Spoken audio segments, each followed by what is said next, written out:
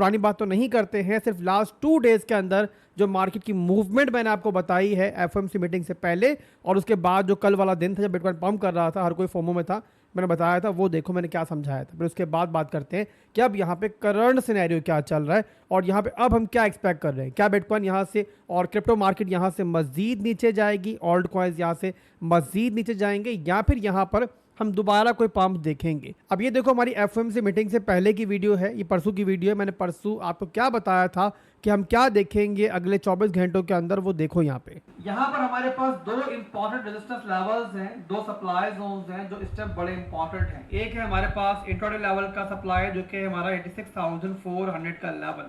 अब यहाँ तक आना बिटकॉइन का कोई बड़ी बात नहीं है। जो एक बड़ी वेल की शॉर्ट पोजीशन ओपन हुई थी वो भी यहाँ पे क्लोज हो चुकी है। कल मीटिंग से पहले यहाँ पे मीटिंग के वक्त जो है इस लेवल को लेके जा सकता है और यहाँ पे आपको पता है कि यहाँ पे एक सीएमई गैप भी पड़ा हुआ है, तो यहाँ पे सीएमई गैप भी एक रीजन है जिसकी वजह से यहाँ पे 86,000 तक आता है बिटकॉइन, तो हमें कोई हैरानगी नहीं होगी। बट यहाँ पे इस लेवल के बाद का जो मूव है ना वो यहाँ पे डिसाइड होगा मोस्टली फंडामेंटल्स की बेस के ऊपर। अगर यहाँ पे नंबर जो है वो अनचेंज रहता है और उसके बाद प्रेस कॉन्फ्रेंस जो होती है उसमें यहाँ पे जेरम पॉल कोई अच्छी बातें कर देते हैं, तो यहाँ पे चांसेस होंगे कि बिटकॉइन जो है इस लेवल को तोड़ के ऊपर आए और यहाँ पे 88,000 से इसको भी रिटेस्ट कर जाए और रिजेक्शन के बाद बिटकॉइन हमारा प्रीवियस लो जो है यहाँ पे लेके जा सकता है। तो परसों की वीडियो एफएमसी मीटिंग से पहले मैंने क्लियर आपको बताया कि 86,000 का जो रीजन है वो मैं एक्सपेक्ट कर रहा हूँ कि बिटकॉइन जो है वो इंशाल्लाह लेके जाएगा। और उसके बाद इवन मैंने यही बताया कि भाई बिटकॉइन जो है उसके बाद रिजेक्शन की तरफ जाएगा, यानी कि परसों भी मैंने पूरा सिनेरियो बताया था कि बिटकॉइन पहले ऊपर जाएगा उसके बाद दोबारा नीचे भी आएगा। खैर यहाँ बात खत्म नहीं हुई, उसके बाद मैंने फिर एक और वीडियो बनाई और उस टाइम एफओएमसी मीटिंग हो चुकी थी, मार्केट वहाँ पे थोड़ा पंप कर रही थी, 86,000 को तोड़ती हुई हमें दिख रही थी। तो वहां पे सुनो कि मैंने दोबारा आपको क्या समझाया, दोबारा क्या वार्निंग दी। यहाँ मैं यही एक्सपेक्ट कर रहा हूँ बिटकॉइन या तो इसी लेवल से ऊपर नीचे होकर इस तरीके से रिजेक्शन ले सकता है, या फिर अगर बिटकॉइन इस लेवल को तोड़ देता है, इन केस अगर थोड़ा सा शॉर्ट स्क्वीज मार्केट में होनी होती है, तो उसके बाद जो सबसे बड़ा लेवल है ना बिटकॉइन के लिए कि जहां से बहुत ज्यादा चांसेस है कि बिटकॉइन दोबारा रिजेक्ट हो जाएगा, वो ये वाला लेवल है। तो यहाँ पर दोस्तों मेरा ख्याल है कि ऐसे एनालिसिस देने के बाद, ऐसे प्रेडिक्शंस देने के बाद अगर मुझे अभी भी आप लोगों का फीडबैक ना मिले और आप लोग इस वीडियो को लाइक ना करो, अपनी भरपूर सपोर्ट ना दो, तो बताओ मुझे क्या मेरा दिल करेगा कि मैं आगे चल के भी आप लोगों को ऐसे अपडेट दूं, मार्केट के बारे में इस तरीके से बारीकी के साथ समझाऊं। तो यहाँ पे इसीलिए आज की वीडियो के नीचे ढेरों आपके मुझे कमेंट्स भी चाहिए, आपके लाइक्स भी चाहिए। और अब यहाँ मैं आपको लेकर चलता हूँ दोबारा से करंट मार्केट की तरफ कि यहाँ पे अब क्या सिनेरियो बन रहा है। इसके अलावा आप जानता हूँ काफ़ी लोग यहाँ सवाल करेंगे कमेंट के नीचे कि भाई चलो मान लिया कि बिटकॉइन नीचे गिर रहा है, और जानता हूँ लोग पैनिक भी हो रहे हैं। जितना बोलूँगा पैनिक नहीं करो, लोग पैनिक होंगे। आपका सवाल ये होगा कि आसिफ भाई आखिर ऑल्ट कॉइन से दोबारा पंप करना भी है, नहीं पंप करना है, बिटकॉइन ने दोबारा बड़ा पंप करना भी है, नहीं पंप करना है, तो इसका जवाब देंगे आपको और बताएंगे वीडियो के अंदर कि क्या यहाँ पे स्टिल एक बुल रन जो है ऑल्ट कॉइन्स का एक अच्छा पंप जो है हम एक्सपेक्ट कर रहे हैं, या फिर जो है ना अब यहाँ पर उसका कोई चांस बाकी नहीं है। तो वीडियो को पूरा देखना अगर चाहते हो कि मार्केट का आपको मैं कंप्लीट सिनेरियो बताऊं कि कहाँ तक मार्केट जा सकती है और कहाँ से मार्केट जो है फिर कोई मेगा ब्रेकआउट ले सकती है अगर उसने लेना है। तो ये डेली का चार्ट हमारे सामने ओपन है और यहाँ पर सबसे पहले तो आप ये समझ लो यहाँ पर कि बिटकॉइन जो कि प्रीवियसली यहाँ पर ऊपर की तरफ था ना, हायर हाइज हायर लोज बना रहा था, वो यहाँ पर इस लेवल के ऊपर जो है ना अपना स्ट्रक्चर जो है वो ब्रेक कर चुका है। तो यहाँ पे अब ये लेवल टूटा है, तो इसका मतलब ये है कि बिटकॉइन का जो स्ट्रक्चर था इस तरीके से हायर हाइज हायर लोज बन रहे थे, बुलिश स्ट्रक्चर डेली के अंदर वो ब्रेक हो चुका है और अब यहाँ बिटकॉइन जो है वो नीचे की तरफ जाना स्टार्ट हो चुका है, यानी कि डेली के अंदर स्ट्रक्चर जो है वो अब डाउन ट्रेंड की तरफ है, क्लियर कट। तो उसके बाद यहाँ पर अब देखो तो ये बना हमारा एक लोअर लो, ये लोअर लो बना, फिर एक लोअर हाई बना, इसे आप एक फेक आउट कंसिडर कर सकते हो, और उसके बाद ये बना हमारा उसके बाद अब नया लो। नया लो बनने के बाद अब क्या हो रहा था जो हमें लास्ट कुछ दिनों में दिखा है, लोअर हाई का मूव था, यानी कि ये मूव जो आया था फिलहाल के लिए इसे हम लोग जो है एक रिलीफ रैली के अलावा कुछ नहीं कंसीडर कर सकते। अब यहाँ पर जो हमारे पास रेजिस्टेंस लेवल्स बनते हैं सारे सिनेरियो के बाद, पहला तो बता दिया मैंने आपको कि पूरे का पूरा जो है हमारा सेल वॉल है, बल्कि मैं बाकायदा आपको मार्क करके दूं ताकि अगर यहाँ पे कोई स्क्रीनशॉट लेना चाहे तो वो भी ले सके। तो ये है हमारा समझ लो पूरे का पूरा सेल वॉल जो बनता है यहाँ पे देखो, तो एग्जैक्टली यहाँ पे 87,000 से लेके 93,000 का रीजन। के अलावा यहाँ बात खत्म नहीं होती बल्कि इसके अलावा कुछ मजीद यहाँ पर सेल वॉल्स है, जैसे यहाँ पर देखो आप लोग, तो यहाँ पर हमारे पास जो है एक ट्रेंड लाइन की रेजिस्टेंस भी मौजूद है, यहाँ हमारे पास इधर भी ट्रेंड लाइन मौजूद है। तो सारे के सारे देखो ना अगर आप लोग, तो रेजिस्टेंस जो है वो इसी लेवल के आसपास जो है अलाइन हो रहे हैं। तो हमें यहाँ पे क्या दिखाई दे रहा है कि ओवरऑल ये पूरे का पूरा रीजन जो ऊपर मौजूद है ना, ये बिटकॉइन के लिए अब डेली के अंदर जो है एक बड़ा टफ जोन बन चुका है। तो जाहिर सी बात है, कोई अगर इतना बड़ा रेजिस्टेंस जोन बन चुका है तो जब तक वो नहीं टूटता है, बिटकॉइन उसके ऊपर तोड़कर उसको रिक्लेम नहीं करता है, जाहिर सी बात है यहाँ पर हम नहीं कह सकते कि बिटकॉइन जो है पॉजिटिव हो चुका है। तो इसीलिए जो मूव चल रही थी उससे हम लास्ट कुछ दिनों से आपको बता रहे हैं कि रिलीफ रैली जो है हम इसे कंसीडर कर सकते हैं। बहरहाल यहाँ बिटकॉइन जो है इस लेवल से अब दोबारा एक ब्रेकडाउन ले चुका है और 87,600 तक गया बिटकॉइन, उसके बाद नीचे आया और अभी यहाँ पे लो लग चुका है 83,600 का। बट यहाँ अब जो है ना शॉर्ट टर्म के अंदर बिटकॉइन यहाँ पे एक छोटी सी सपोर्ट के ऊपर मौजूद है। वो कौन सी सपोर्ट है मैं बताता हूँ आपको। तो यहाँ पे देखो, तो ये हमारे पास जो है एक छोटी सपोर्ट बन रही है, बट इस सपोर्ट के साथ जो है एक और कन्फ्लुएंस भी यहाँ बिल्ड हो रहा है, वो भी आप लोग देख लो। तो उसके लिए यहाँ पर देखो तो एक पैटर्न बिल्ड हो रहा है। ये देखो यहाँ पे इसकी रेजिस्टेंस बनी और ये यहाँ पर देखो तो एक पोल बन गया। तो आप बताओ मुझे कमेंट के अंदर यहाँ पे क्या बन रहा है, क्या यहाँ पे जो पैटर्न बन रहा है वो बुलिश पैटर्न बन रहा है? यहाँ पर ये पैटर्न जो है फिलहाल के लिए हमें अच्छा नहीं दिख रहा। तो बिल्कुल ठीक समझे आप लोग, यहाँ पे एक बेयर फ्लैग बन रहा है और बेयर फ्लैग की जो सपोर्ट है वो ज़्यादा यही रीजन है। और अगर ये टूटती है तो उसके बाद आप समझ सकते हो कि बिटकॉइन जो है इस प्रीवियस लो को भी जो है नहीं छोड़ेगा। अब यहाँ मैं जानता हूँ कि लोग जो है इन एनालिसिस को देख के पैनिक करेंगे और परेशान होंगे और सोचेंगे यार अब जो बुल मार्केट है वो ख़त्म हो चुकी है, अब नहीं आएगी बुल मार्केट। खास तौर पे जिन्होंने पहले मेरी वीडियोस नहीं देखी हैं और आज पहली बार मेरी वीडियो देख रहे होंगे तो वो तो सोच रहे होंगे यार ये बंदा जो है ना मार्केट को लेकर बहुत बेरिश है और ये एक्सपेक्ट कर रहा है कि भाई बुल मार्केट जो है खत्म हो चुकी है। तो बिल्कुल नहीं मेरे भाइयों, बिल्कुल मैं ऐसा नहीं सोचता हूँ और मुझे लगता है, स्टिल लगता है कि भाई जो मार्केट का साइकिल था ना, ट्रेंडिंग साइकिल जो था वो स्टिल अभी बाकी है। और बिटकॉइन यहाँ पे जो मूव हमें दे रहा है, मैं समझता हूँ कि मूव जो है टेम्प्रेरी है और उसके बाद इंशाल्लाह मार्केट जो एक रिवर्सल भी लेगी। तो यहाँ पे ज़्यादा आप लोगों को पैनिक नहीं करना चाहिए। मार्केट आपको ज़्यादा पेन दे सकती है, जैसा हमने डिस्कस भी किया, अभी शॉर्ट टर्म के अंदर ऐसा हो सकता है, बट वहाँ पे इंशाल्लाह रिवर्सल जो होगा ना वो भी आएगा। और जो रिवर्सल आएगा अब वो कहाँ से आ सकता है, कहाँ तक मार्केट जा सकती है, चलो वो भी हम डिस्कस कर लेते हैं और उसके बारे में बताते हैं कि मार्केट का जो ऊपर का एक सफ़र है वो हमें कहाँ से स्टार्ट होता हुआ दिख सकता है। तो उसके लिए यहाँ पर मैं एक नया चार्ट ओपन करता हूँ और वो चार्ट जो होगा वो वीकली टाइम फ्रेम के ऊपर होगा, मैक्रो लेवल के ऊपर होगा, ताकि आपको प्रॉपर मैं समझा पाऊँ। अच्छा, यहाँ पे आगे बढ़ने से पहले एक सवाल का जवाब ना मैं पहले से दे दूँ। जानता हूँ कि अभी कमेंट में एक दो लोग लिखेंगे जो कि ज़्यादा न्यूबीज ही होंगे कि भाई हम ओल्ड कॉइन्स होल्ड कर रहे हैं, हमें ओल्ड कॉइन्स का बताएं, आप क्यों बिटकॉइन के ऊपर तो टाइम वेस्ट कर रहे हैं, कौन यहाँ बिटकॉइन खरीदेगा, इतना महंगा बिटकॉइन है। तो भाई आपको एक बेसिक चीज़ समझनी है, बिटकॉइन जो है इस मार्केट का अब्बा जी है, अब्बू जी हैं। जहाँ बिटकॉइन ने जाना है वहीं ओल्ड कॉइन से जाना है। बिटकॉइन बुलिश होगा तो कम या ज़्यादा ओल्ड कॉइन्स भी आपको पॉजिटिव दिखेंगे और जब बिटकॉइन बेरिश होगा तो कम या ज़्यादा ओल्ड कॉइन्स आपको बेरिश दिखेंगे। यानी कि ट्रेंड जहाँ पे बिटकॉइन का होगा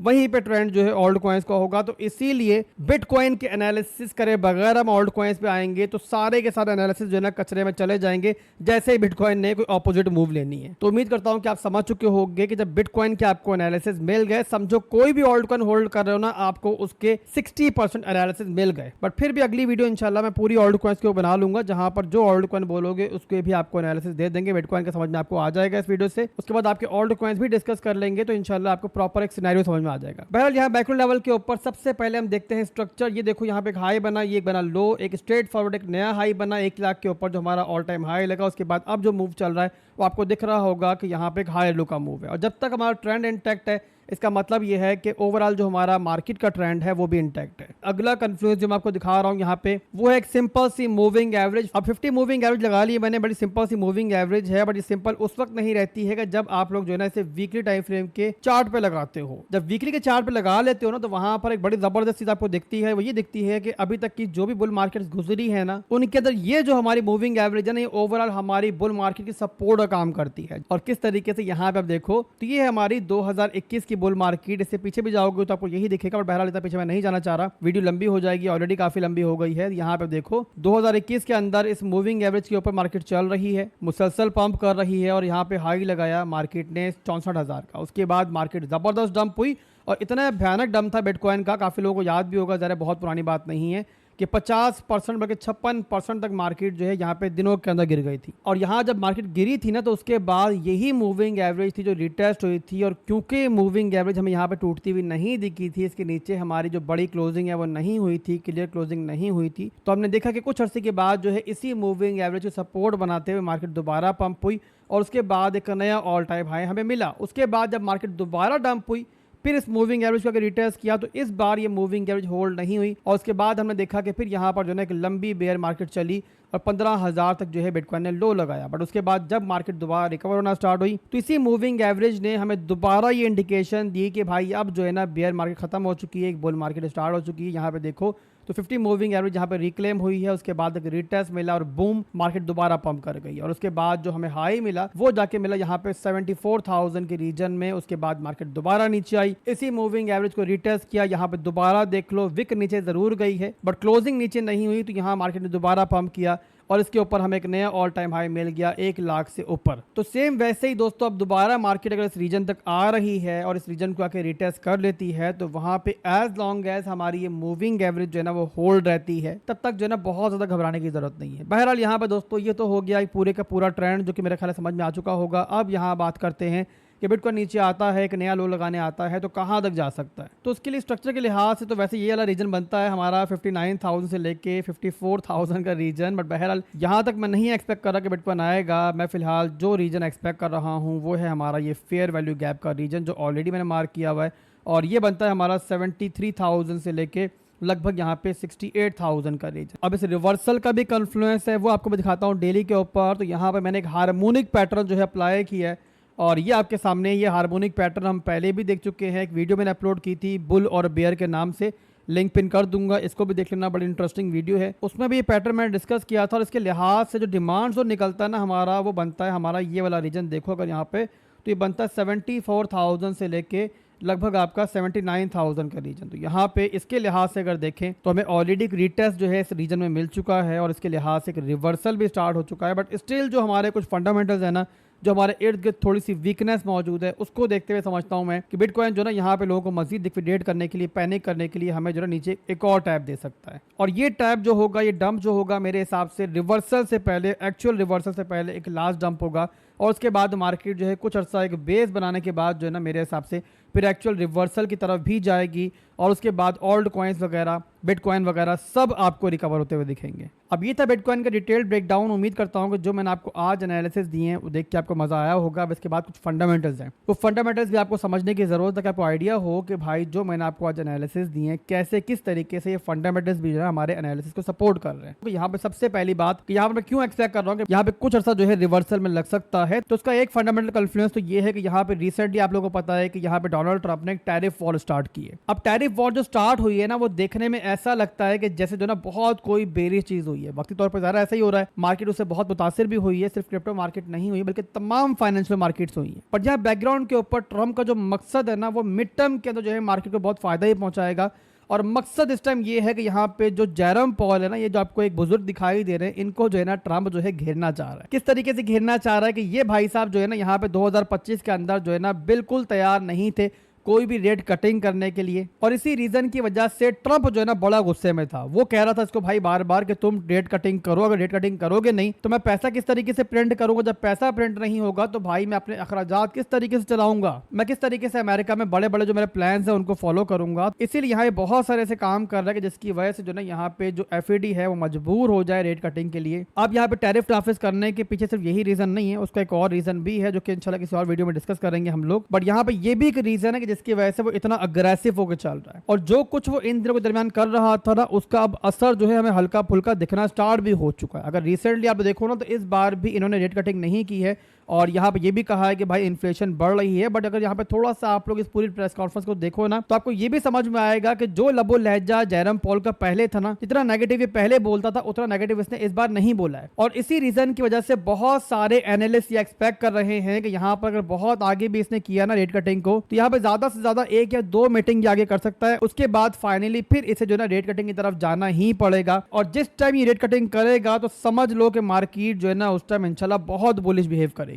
अब इसी बात को आप लोग मर्ज कर लो हमारे एनालिसिस से, तो आपको समझ में आ चुका होगा कि यहाँ पे वक्ती तौर पे जो पेन मैं एक्सपेक्ट कर रहा हूँ वो क्यों कर रहा हूँ, और क्यों मैं एक्सपेक्ट कर रहा हूँ कि उसके बाद इंशाल्लाह कमिंग मंथ्स में हमें एक बड़ा जबरदस्त जो है मार्केट में रिवर्सल देखने को मिलेगा। इसके बाद जो अगली अपडेट मैं आपको दूंगा वो भी आप मर्ज करना मेरे एनालिसिस से। वो ये चीज है मेरे भाई, हमने माजी में देखा है कि जब जब माइनिंग कॉस्ट जो है ना वो बिटकॉइन की प्राइस से ऊपर चली गई है, यानी कि जो खर्चा इन लोगों को हो रहा होता है एक बिटकॉइन को माइन करने के लिए, अगर तो वो खर्चा जो है इनकी इनकम से बढ़ता है, तो इसका मतलब ये है कि मार्केट मार्केट जो है बहुत जल्द जो है दोबारा ट्राई करती है उस माइनिंग कॉस्ट से ऊपर जाने के लिए। अब यहाँ पर ये क्यों होता है, कैसे होता है, ये बहुत लंबा एक टॉपिक है, इंशाल्लाह कभी डिस्कस करेंगे। बट यहाँ पर अभी के लिए अब इतना समझ लो कि अगर आप लोग हिस्ट्री निकाल के देखते हो तो हमेशा ये देखा गया है कि जब भी माइनिंग कॉस्ट जो है बिटकॉइन की प्राइस से बढ़ जाती है, अखराजात बढ़ जाते हैं, तो मार्केट जो है ना उसके बाद एक रिवर्सल की तरफ जो है जल्दी जाती है। यहाँ पर देखो अगर आप लोग इस टाइम मेरे चार्ट के ऊपर, तो माइनिंग कॉस्ट जो है बिटकॉइन की प्राइस से ऊपर चल रही है। इस टाइम जो बिटकॉइन माइन करने के ऊपर, एक बिटकॉइन माइन करने के ऊपर माइनर से खर्चा आ रहा है ना, वो आ रहा है तकरीबन यहाँ पे 89,000 के लगभग। और यहाँ बिटकॉइन की प्राइस आपके सामने है, तो यहाँ पे अंदाजा आप लगा सकते हो कि माइनिंग कॉस्ट और बिटकॉइन की प्राइस के दरमियान जो एक अच्छा खासा गैप है, जो कि बहुत जल्द चांसेस है कि बिटकॉइन जो है कवर करने की ट्राई करेगा और उसके ऊपर जाने की ट्राई करेगा। तो इसीलिए ये भी एक और रीजन है जिसकी वजह से मैं एक्सपेक्ट कर रहा हूँ कि जल्द जो है इंशाल्लाह एक पेन देने के बाद, हमें तकलीफ देने के बाद, पैनिक करने के बाद जो है मार्केट एक रिवर्सल लेगी। अब जाहिर सी बात है मार्केट को टाइम तो कोई नहीं कर सकता, बट बहरहाल यहाँ पे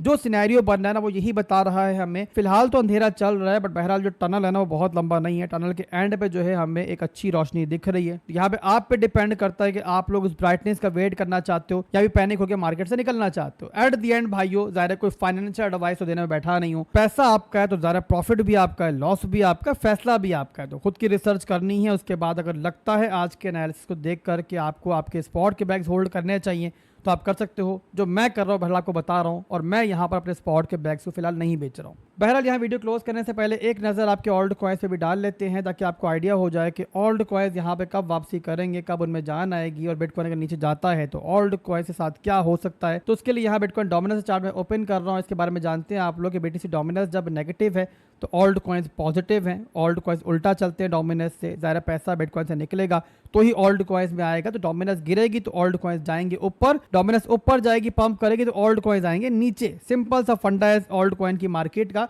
तो यहाँ पर आप देखो तो डोमिनेंस फिलहाल तो बहरहाल पॉजिटिव दिख रही है, और यहाँ पर अभी देखो आप लोग तो एक ट्रेंड लाइन की सपोर्ट लेते हुए डोमिनेंस जो है ना ऊपर जा रही है। अभी के लिए आप लोगों को शॉर्ट टर्म के अंदर इन 2-3 दिनों के अंदर जो ओल्ड कॉइन्स के अंदर एक जंप देखने को मिला है 15-20% का, उसका रीजन था डोमिनेंस की शॉर्ट टर्म की रिट्रेसमेंट। ये आप देख रहे हो कि 1.5% की रिट्रेसमेंट जो है इन दिनों के दरमियान हमें डोमिनेंस में दिखी है। तो इसी रीजन की वजह से इन दिनों के दरमियान जो है ओल्ड कॉइन्स आपको स्टेबल दिख रहे हैं। तो अब यहाँ पर अगर बिटकॉइन जो है यहाँ पे नीचे आता है तो उसके बाद ओल्ड कॉइन्स क्या कर सकते हैं, तो उसका पूरे का पूरा दारोमदार है बिटकॉइन डोमिनेंस के ऊपर। अगर तो डोमिनेंस ने यहाँ पर ये ट्रेंड लाइन तोड़ी ना, तोड़ के नीचे आ गई, तो फिर इसका मतलब ये होगा कि हमारा वो लंबा एक पूरे का पूरा जो स्ट्रक्चर था वो यहाँ पर टूटने के चांसेस बन जाएंगे। और ये अगर होता है तो फिर ओल्ड कॉइन्स के लिए अच्छा ये होगा कि बिटकॉइन नीचे आया भी, अगर डंप भी हुआ तो ओल्ड कॉइन्स बहुत ज्यादा नीचे नहीं आएंगे, और जैसे बिटकॉइन फिर स्टेबल होगा तो वहीं से ओल्ड कॉइन फिर पंप करना स्टार्ट कर देंगे। बट अगर यहाँ पे डोमिनेंस जो है इस सपोर्ट से कि जहां पर ये स्टिल मौजूद है, आप देख रहे हो कि इसी लेवल से बार बार जो है बाउंस मिलता है, तो अगर यहाँ दोबारा बाउंस मिल जाता है इस तरीके से, तो उसका मतलब ये होगा कमिंग डेज के अंदर ओल्ड कॉइन्स जो है फिर दोबारा आपको ब्लीडिंग करते हुए दिखेंगे। तो यहाँ पे ओल्ड कॉइन्स की जो नेक्स्ट परफॉर्मेंस है ना कमिंग डेज के अंदर, वो पूरी तरीके से डिपेंडेंट है बिटकॉइन डोमिनेंस चार्ट के ऊपर, और इंशाल्लाह कमिंग डेज के अंदर हम इसको प्रॉपर्ली फॉलो करते रहेंगे। तो आप लोग फॉलो मुझे करते रहो भाई, कोई भी अपडेट आएगी, कुछ भी होगा मार्केट में, इंशाल्लाह आपसे मिस नहीं होगा, और इंशाल्लाह फिर मिलेंगे बहुत जल्द। दुआ में याद रखिएगा। अल्लाह हाफिज़।